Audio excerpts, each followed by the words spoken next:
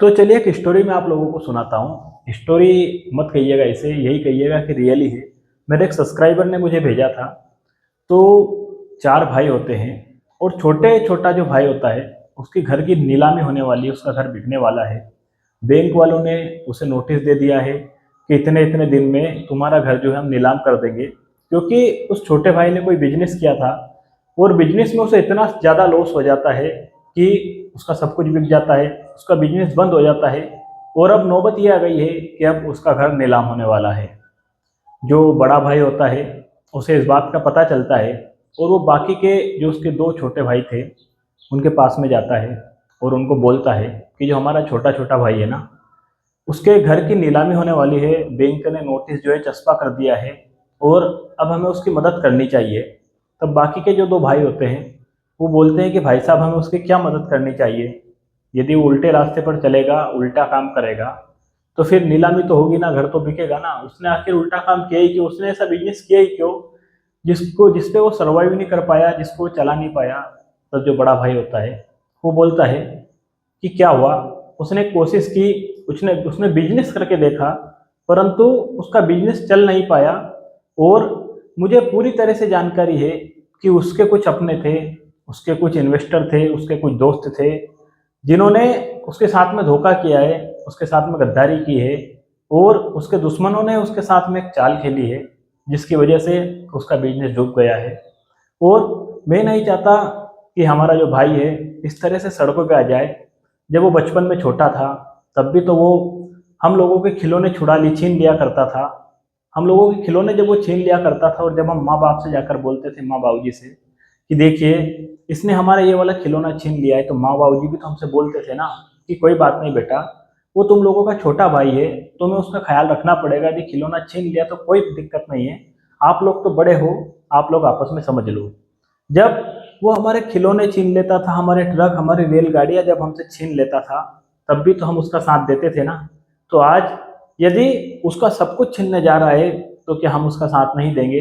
बड़े भाई ने बाकी सब जो भाई थे उनको बोला कि वो वजन नहीं है, वो हमारा भाई है और हमें उसका साथ देना चाहिए। आज उसके बुरे दिन चल रहे हैं तो हम क्या हमारे भाई को सड़क पर छोड़ देंगे? और यदि आप लोग नहीं आना चाहते हैं तो मत आइए। मैं अपने बाप की इज्जत ऐसे नीलाम नहीं होने दूंगा। मेरे पास ज़्यादा पैसा कौड़ी तो है नहीं, परंतु जो कुछ भी है मैं अपना सब कुछ बेच दूंगा। परंतु अपने भाई को इस तरह सड़कों पर नीलाम होते हुए नहीं देख सकता हूँ। बचपन में वो बहुत सारी गलतियाँ करता था, हम सब उसकी गलतियाँ माफ़ करते थे।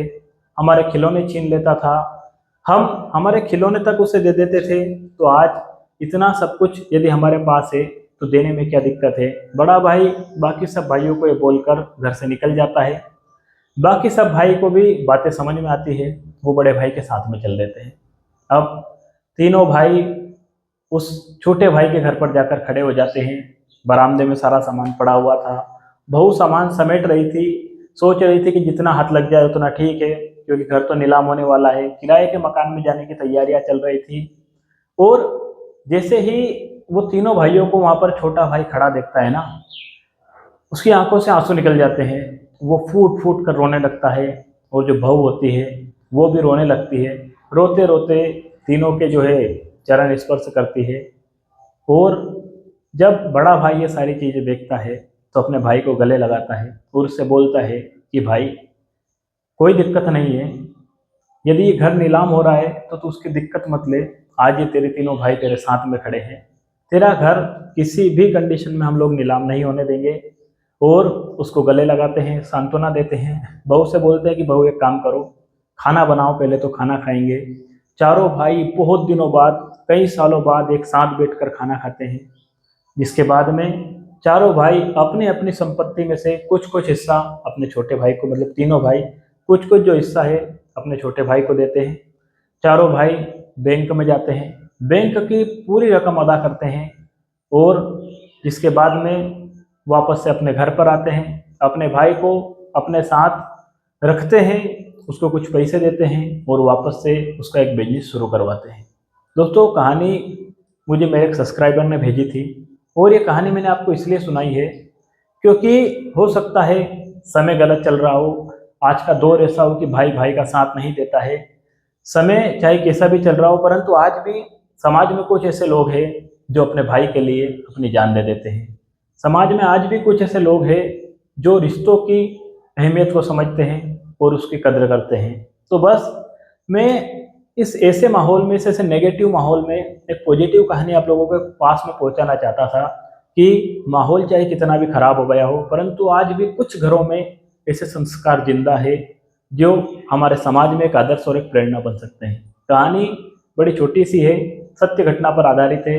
यदि पसंद आ जाए तो इसे शेयर कर देना। जय श्री कृष्ण।